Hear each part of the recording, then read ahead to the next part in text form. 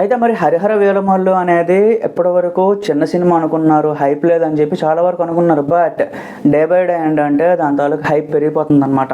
ఇప్పుడు రీసెంట్గా మనకు అప్డేట్ ఏం వెయిట్ చేస్తుంది, ట్రైలర్ ఎప్పుడు అని చెప్పి. ట్రైలర్ అయితే మనకు ఆల్మోస్ట్ ఫిక్స్ అయిపోయింది గైస్. 2 minutes 30 seconds ఉండేటట్టు ఒక డ్యూరేషన్ కూడా ఫిక్స్ చేసుకున్నారు, టైటిల్స్ అన్నీ కలిపి.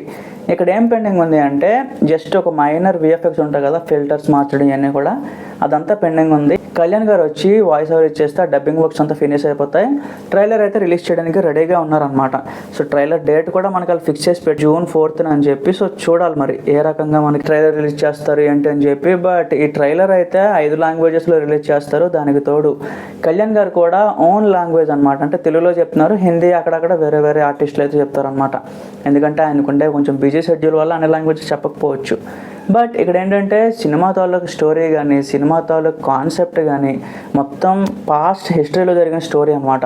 సో ఇక్కడ ఇప్పటివరకు కూడా మనం మొఘల్ తాలూకు లవ్ స్టోరీలు ఇవన్నీ చూసాం తప్ప ఒక ధర్మం కోసం ఎలాంటి యుద్ధం జరుగుతుంది అని ఎప్పుడు మనం చూడలేదు, ఎవరు చూపించలేదు. ఈ సినిమాలో ప్రయత్నం చేస్తున్నారనమాట. ఖచ్చితంగా Day 1 మంచి నెంబర్స్ వస్తాయి. ఇక్కడ మెయిన్ అడ్వాంటేజ్ ఏంటంటే స్టార్డమ్. కళ్యాణ్ గారి సినిమా అంటే మినిమం మనకు ఓపెనింగ్ అనేది చూస్తాం. సో దానికి కంటెంట్ అనేది ప్లస్ అయింది అంటే మంచి సినిమా ఎక్స్పెక్ట్ చేయొచ్చు. కీరవాణి గారి మ్యూజిక్ బాగుంది, అంతా A to Z ఫిక్స్ అయిపోయి ఉందన్నమాట. ట్రైలర్ అయితే June 4th అనుకుంటున్నారు. సో చూద్దాం ఎంతవరకు వస్తుందో. Stay tune.